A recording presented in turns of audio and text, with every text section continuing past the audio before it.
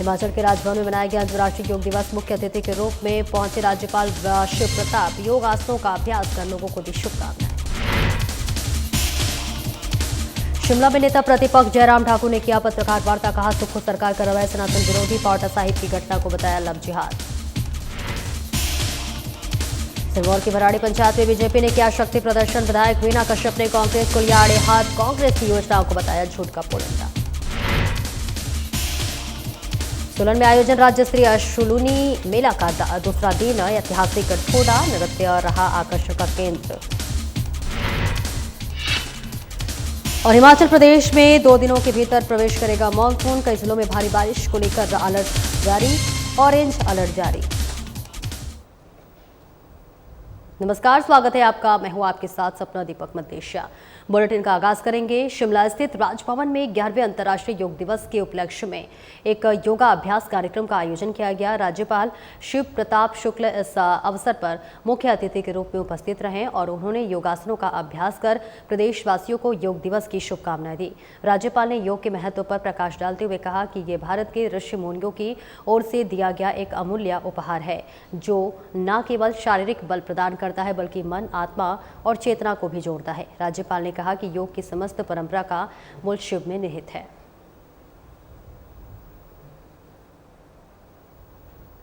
योग को हमारे ऋषि मुनियों ने शिव के साथ अपने सानिध्य को बना करके और समाज को दिया।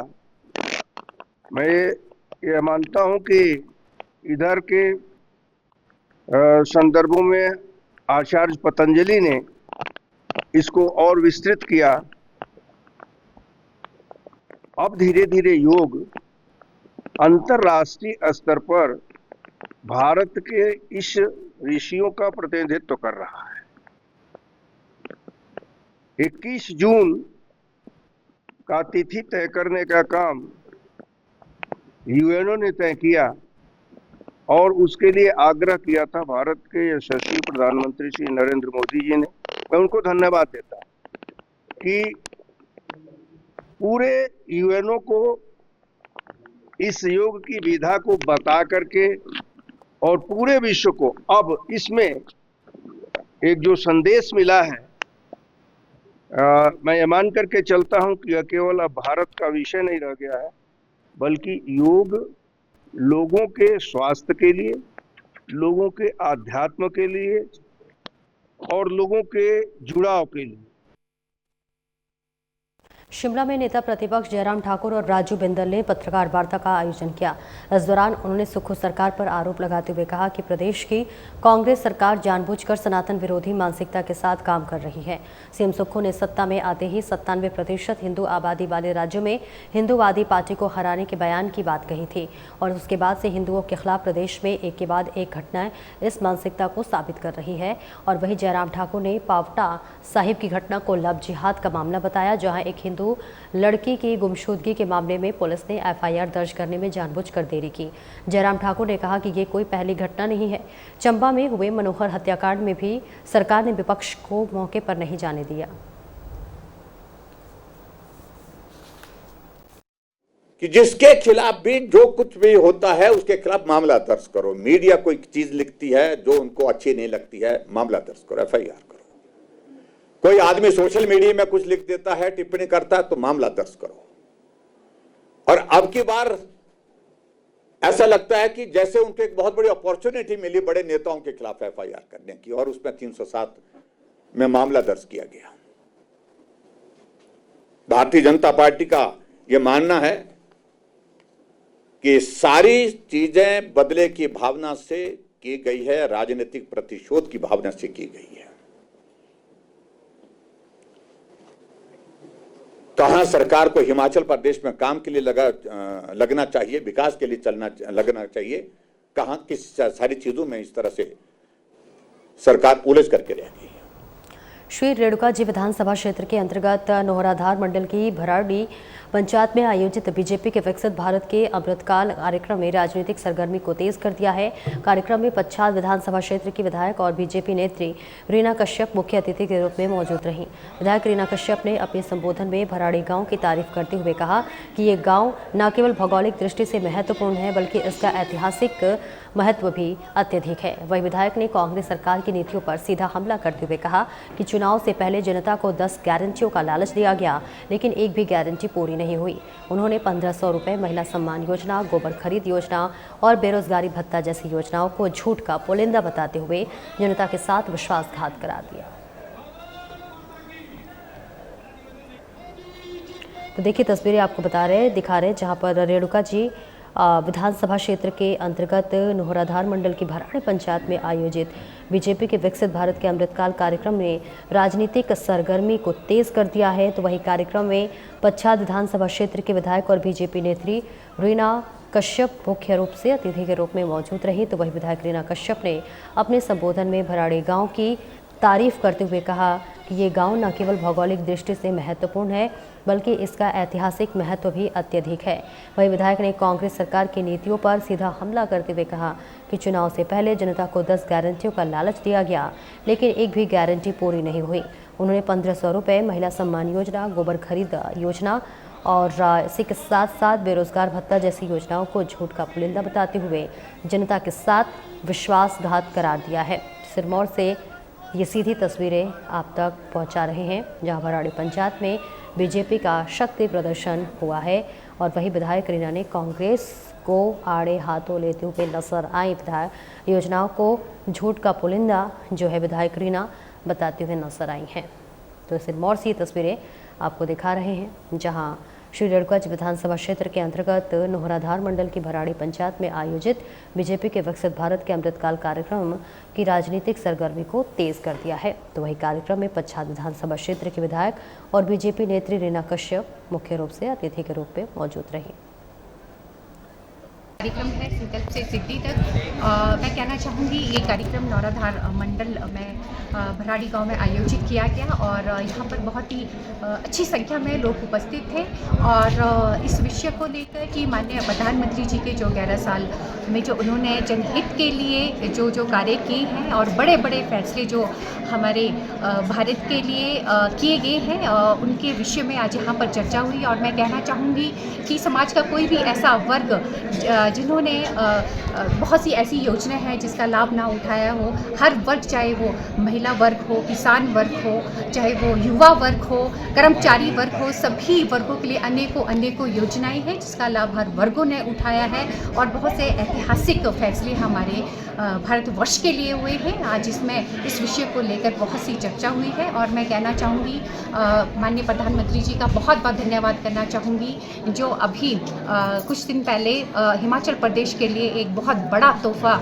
जो माननीय प्रधानमंत्री जी के द्वारा केंद्र सरकार के द्वारा 2006.40 करोड़ की राशि दी गई जो कि 2023 में एक भारी बारिश के कारण जहां बहुत नुकसान हुआ।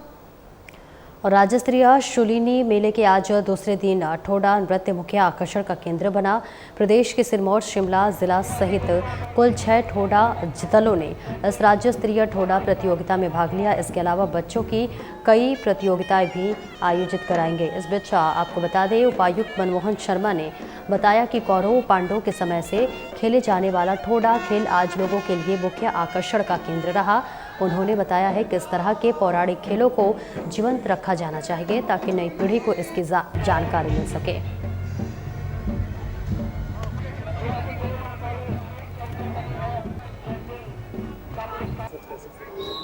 जैसा कि आपको मालूम है कि हमारा जो शूलिनी मेला है ये ठोडो ग्राउंड में होता है। ठोडो एक पारंपरिक हिमाचल का खेल है जो कि कहते हैं कौरव पांडवों के टाइम से चला आ रहा है। इसमें 2 तरह की टीम्स होती है, साठी और पाशी। तो आपस में तब से लेकर ये लोग इनकी एक तरह से कह सकते हैं शत्रुता उस ज़माने से चल रही है। अब तो खेल के रूप में इसको खेला जाता है।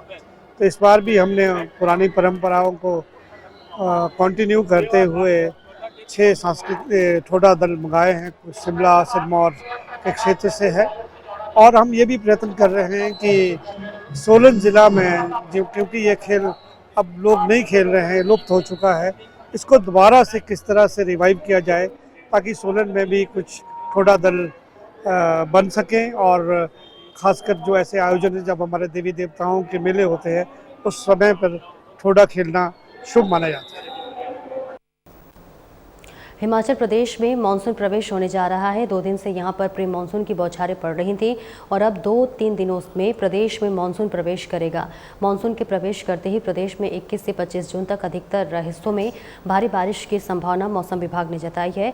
21 जून को ऊना, शिमला और सिरमौर में भारी से भारी बारिश होगी। वहीं 22 जून को ऊना, बिलासपुर, हमीरपुर, शिमला व सिरमौर जिलों में भारी बारिश को लेकर ऑरेंज अलर्ट जारी किया गया है। 24 जून को बारिश में कमी आएगी, लेकिन 25 जून को फिर से भारी बारिश को लेकर अलर्ट जारी किया गया है।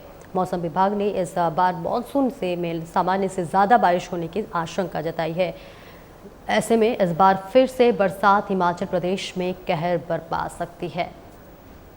तो देखिए, शिमला से की तस्वीरें आपको दिखा रहे हैं जहां हिमाचल प्रदेश में मानसून प्रवेश होने जा रहा है। 2 दिन से यहां पर प्री मानसून की बौछारें पड़ रही थी और अब 2-3 दिनों में प्रदेश में मानसून प्रवेश करने वाला है। मानसून के प्रवेश करते ही प्रदेश में 21 से 25 जून तक अधिकतर हिस्सों में भारी बारिश की संभावना मौसम विभाग ने जताया, यानी कि 21 से 25 जून तक भारी से भारी बारिश हो सकती है और 21 जून को ऊना, शिमला और सिरमौर में भारी बारिश होगी। वहीं 22 जून को ऊना, बिलासपुर, हमीरपुर, शिमला व सिरमौर जिलों में भारी बारिश को लेकर ऑरेंज अलर्ट जारी किया गया है। 24 जून को बारिश में कमी आएगी, लेकिन 25 जून को फिर से भारी बारिश को लेकर अलर्ट जारी किया गया है। इस बीच मौसम विभाग ने इस बार मानसून में सामान्य से ज़्यादा बारिश होने की संभावना जताई है और ऐसे भी इस बार फिर से बरसात हिमाचल प्रदेश में कहर बरपा सकती है। तो शिमला से ये तस्वीर आपको दिखा रहे हैं जहां पर बारिश के लिए ऑरेंज अलर्ट जारी किया गया है और इसी के साथ साथ 25 तारीख को फिर से भारी बारिश के लिए मौसम विभाग ने अलर्ट जारी किया है।